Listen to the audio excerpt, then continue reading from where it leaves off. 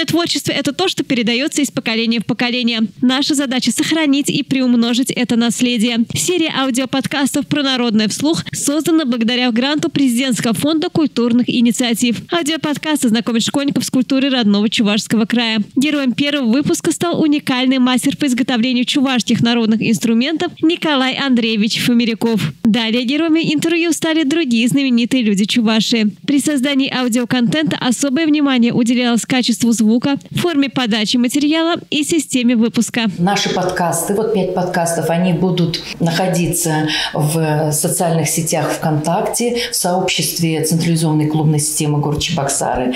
Можно заходить не только, естественно, детям, подросткам, но и взрослым, потому что это всегда будет доступно, интересно. Мы будем стараться. В записи аудиоподкастов приняли участие талантливые ребята из чебоксарской медиастудии «Куча мала». Работать над интервью – это огромное удовольствие, говорят они. Ведь каждый герой может рассказать очень интересную информацию о чувашской музыке, кухне и костюмах.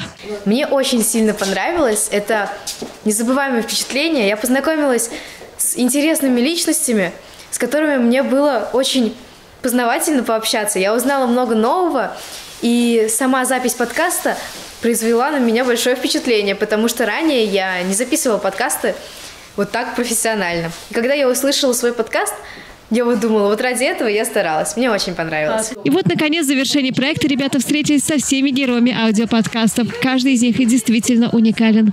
Такие интервью, они вообще в жизни очень важны и очень нужны.